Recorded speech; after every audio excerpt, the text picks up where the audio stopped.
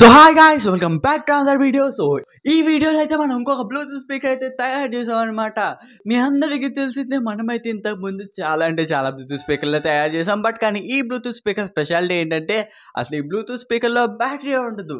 మరి ఎలా వర్క్ అవుతుంది బ్రో అని మీరు అడిగితే మీకు ముందు అర్థమైపోద్ది కదా.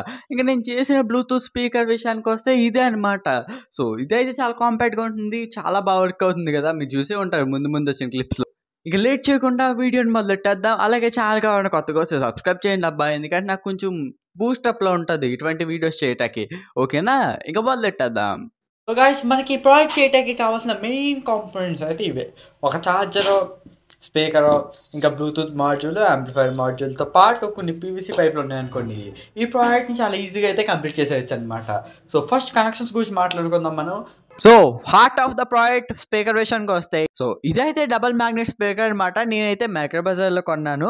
ఇంకా ఆ స్పీకర్ నుంచి పాట తెప్పించాలంటే ఉండవలసిన ఈ Bluetooth module and amplifier module. So మీరైతే చూడొచ్చు నేను బ్లూటూత్ మాడ్యూల్కి యాంప్లిఫైర్ మాడ్యూల్కి ఎలా కనెక్షన్స్ ఇచ్చానని. సో ఇప్పుడు మీరు చూస్తున్నారు కదా వైర్స్, ఇవైతే అవుట్పుట్ టెర్మినల్స్ అనమాట. దీనికైతే ఈ స్పీకర్ని కనెక్ట్ చేయాలి ఎగ్జాక్ట్గా ఈ విధంగా. ఇంకా తర్వాత మనం కనెక్ట్ చేయాల్సింది ఏమన్నా ఉందంటే, ఇన్పుట్ కోసం నేనైతే ఒక యూఎస్బీ కేబుల్ని కనెక్ట్ చేస్తున్నాను. మనమైతే ఈ బ్లూటూత్ మాడ్యూల్కి యాంప్లిఫైర్ మాడ్యూల్కి 5 వోల్ట్ మాత్రమే ఇవ్వాలి. ఇంక ఈ కాంపోనెంట్స్ అన్ని ప్లేస్ చేయడానికి నేనైతే కొన్ని అరేంజ్మెంట్స్ అయితే చేశానమాట. అవే ఈ పీవీసీ షీట్లు. సో ఇప్పుడు మీరు సర్కిల్ షేప్లో చూసిన పీవీసీ షీట్కి అయితే ఈ స్పీకర్ని ఈ విధంగా అయితే స్టిక్ చేసేసాను. ఇంకా అలా స్టిక్ చేసుకున్న తర్వాత దీన్ని తీసుకెళ్ళి సింపుల్గా ఒక పీవీసీ పైప్లో పెట్టుకుందాం అనుకుంటున్నాను. ఇది అయితే సింపుల్ పీవీసీ పైప్ నేనైతే బయట నుంచి కట్ చేసుకున్నాను. అంటే నేను తీసుకున్న స్పీకర్ లెంత్ ప్రకారం కట్ చేసుకున్నాను అనమాట.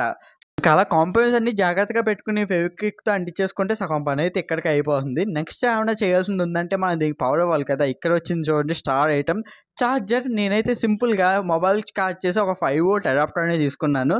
సో ఇప్పుడైతే ఇంకో పీవీ షీట్కి ఇలా కట్ చేసుకుని నేనైతే ఈ ఛార్జర్ని ఈ విధంగా స్టిక్ చేసేసాను అనమాట. ఇప్పుడు ఈ ఛార్జర్కి ఇందాక కనెక్ట్ చేసాం కదా యూఎస్బీ కేబుల్ బ్లూటూత్ మాడ్యూల్కి, దాన్ని అయితే సింపుల్గా ఇదే ఛార్జర్కి నేను కనెక్ట్ చేసేస్తున్నాను.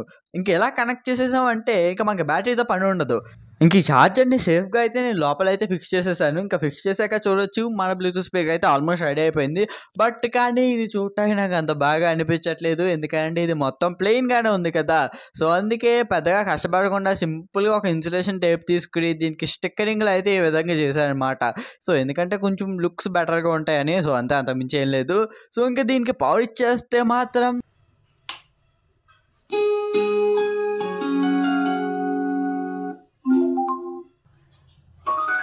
మనం నార్మల్ బ్లూటూత్ స్పీకర్ని ఎలా కనెక్ట్ చేస్తామో దీన్ని కూడా అలాగే సింపుల్గా కనెక్ట్ చేసేసాను. ఇప్పుడైతే దీని నుంచి ఒక సాంగ్ అయితే ప్లే చేస్తున్నాను, వినండి.